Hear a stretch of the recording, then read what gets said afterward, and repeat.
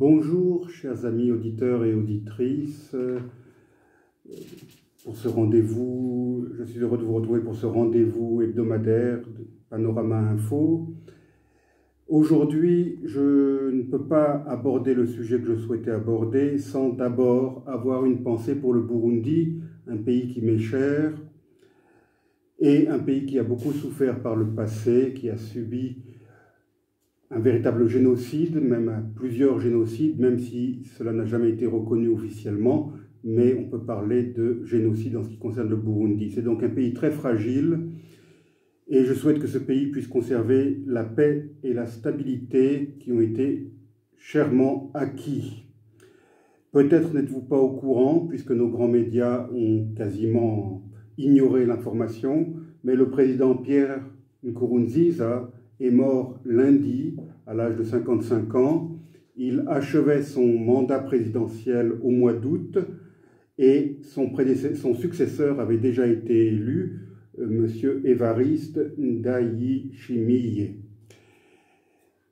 Donc je pense que ce décès, aussi regrettable soit-il, ne va pas apporter de gros bouleversements puisque c'est le successeur qu'il s'était choisi qui a été élu.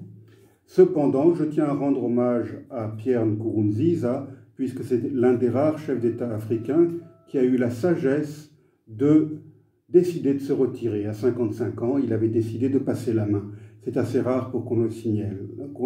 Donc, hommage à Pierre Nkurunziza. Nkurunziza, en Kirundi, ça signifie « bonne nouvelle ». Je vais maintenant aborder le sujet de mon émission.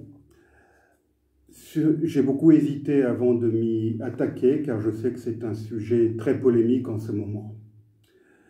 Mais je me lance, malgré tout.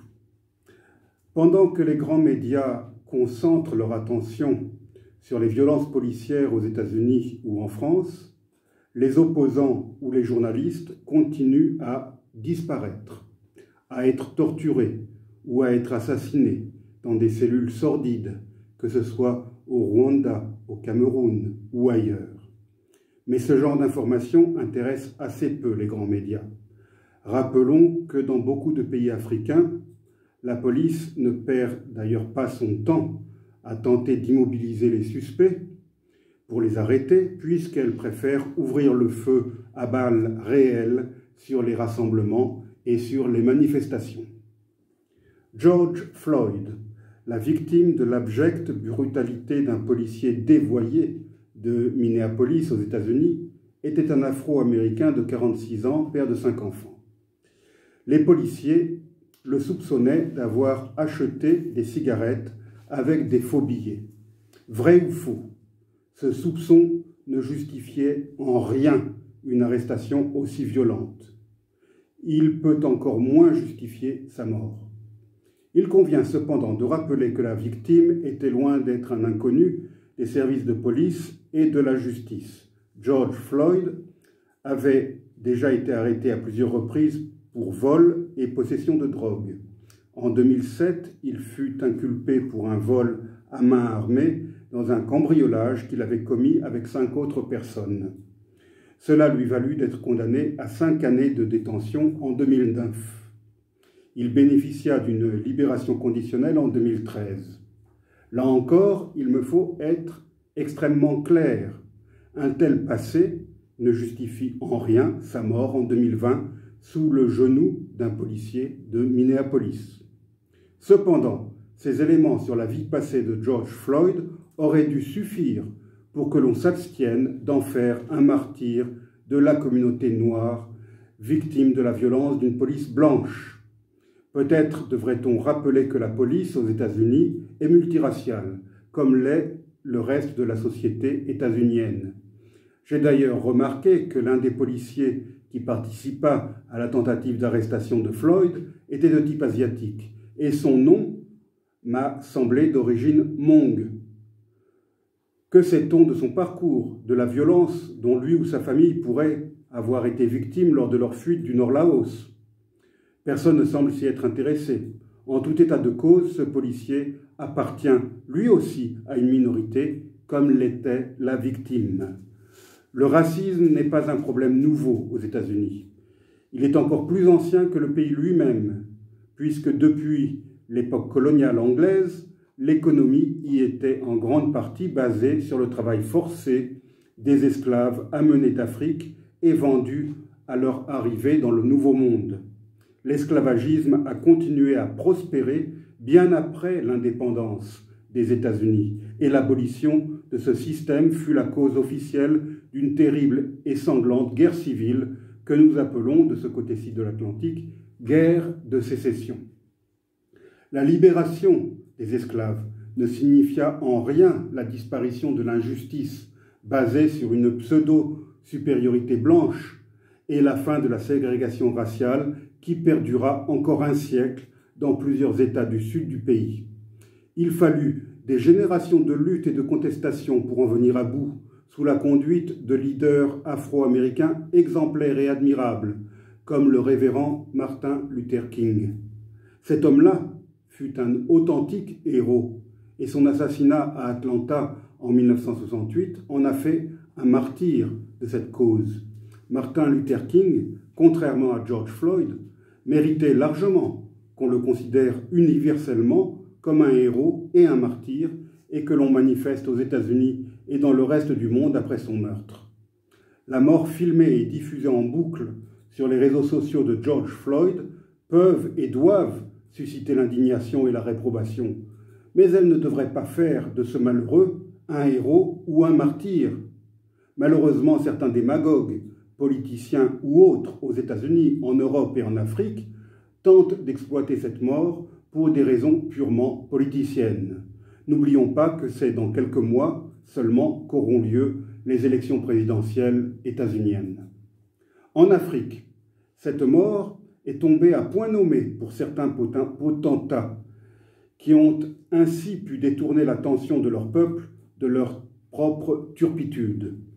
C'est ainsi qu'au Cameroun, on a fini par avoir, le 5 juin dernier, la confirmation de la mort du jeune journaliste Samuel Ouazizi, arrêté par l'armée le 2 août 2019 et dont on était sans nouvelles depuis lors.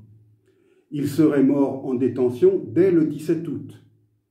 C'est ainsi qu'au Rwanda, un militant d'opposition venant à Bayisenga est porté disparu depuis plusieurs jours. Il s'agit d'un proche de Madame Victoire Ingabire, la courageuse dirigeante de l'opposition rwandaise, elle-même sortie de prison en septembre 2018. Cette disparition est loin d'être la première dans ce pays, où nombre d'opposants ont déjà disparu et où d'autres ont trouvé la mort dans des conditions plus que suspectes. En février dernier, le stade le plus odieux fut atteint avec la torture et l'assassinat dans sa cellule de Kizito Mihigo, survivant du génocide et artiste chrétien engagé pour la paix et la réconciliation dans son pays. La mort de cet authentique héros, ainsi que les assassinats ou les disparitions de tous ces journalistes, opposants, artistes, manifestants, que ce soit au Cameroun, au Rwanda ou ailleurs, n'ont malheureusement suscité pratiquement aucune indignation de masse en Afrique ou ailleurs dans le monde. Comment se fait-il alors que la mort d'un repris de justice aux États-Unis, aussi déplorable soit-elle, ait déclenché une telle émotion planétaire? Ce mouvement mondial est-il seulement dû au fait que la victime et son bourreau aient eu des couleurs de peau différentes? Ailleurs dans le monde, même les autorités chinoises se sont émues de la mort de George Floyd, alors qu'1 million de musulmans croupissent dans des camps de rééducation au Xinjiang et que la police fait quotidiennement usage d'une violence excessive pour réprimer les manifestants pro-démocratie à Hong Kong. Là aussi, la mort de George Floyd est tombée à point nommé. Au grand soulagement du régime, les grands médias internationaux ont assez peu évoqué l'anniversaire de l'écrasement du rassemblement du printemps démocratique sur la place Tiananmen à Pékin, voici tout juste 31 ans, qui fit des milliers de morts. En France, les partisans du communautarisme et de l'ultra-gauche ont également su exploiter la mort de George Floyd, en tentant d'établir un rapprochement hasardeux entre cette mort et celle d'un jeune caïd de la banlieue parisienne impliqué dans 17 procédures et porteur d'un sachet de cannabis et de 1 300 € en liquide lors de son interpellation à Beaumont-sur-Oise le 19 juillet 2016 par des gendarmes après qu'il eut tenté de fuir. La France n'est pas les États-Unis, loin s'en faut, même si une partie de la population de ce pays est malheureusement de plus en plus influencée par beaucoup d'antivaleurs venues d'outre-Atlantique. La société française, contrairement à celle des USA, n'a jamais été fondée sur l'esclavage. Rappelons que c'est le roi Louis X le Hutin qui a aboli le servage en France par l'ordonnance du 2 juillet 1315. Certes, des Français ou des compagnies commerciales françaises ont honteusement participé au commerce triangulaire. Mais en France, l'esclavage en tant que tel n'existait pas et il n'a donc pas imprégné la société comme il l'a fait aux États-Unis. Et cet esclavage nommé servage touchait les paysans sans terre du pays même où il était pratiqué. Jamais des esclaves venus d'ailleurs n'ont été vendus en France métropolitaine, même si cette pratique ignoble fut largement répandue, hélas, dans les possessions françaises des grandes et petites Antilles. Par contre, les régions proches de la Méditerranée, comme la Provence et la Corse, ont eu à subir des siècles durant l'esclavagisme arabo-musulman ou ottoman.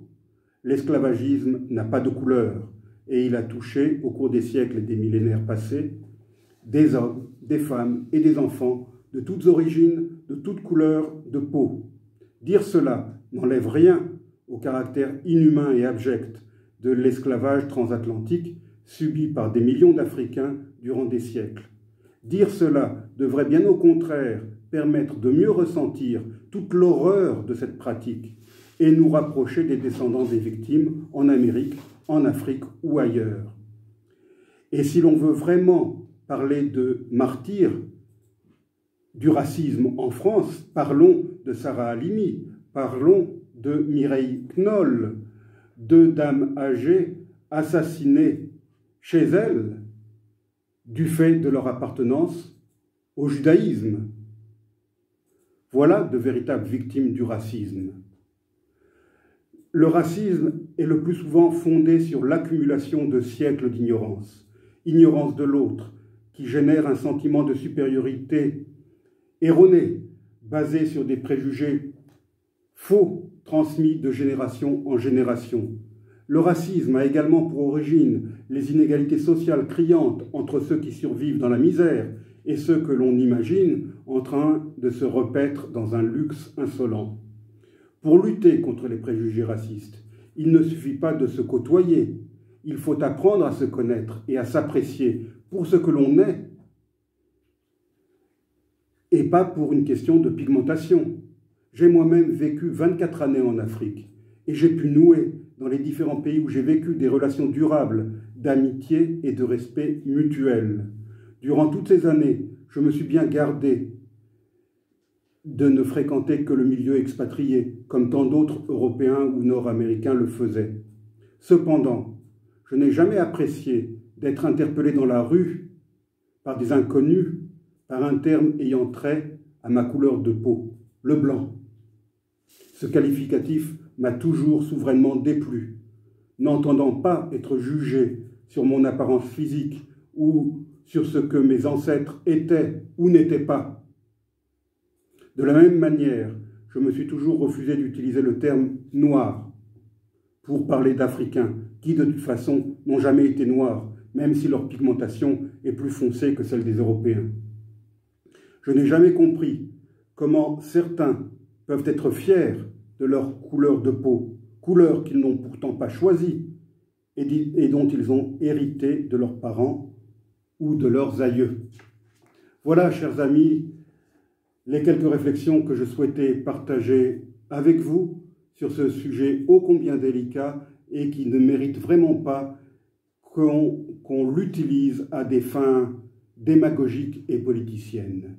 Merci pour votre attention et à la semaine prochaine.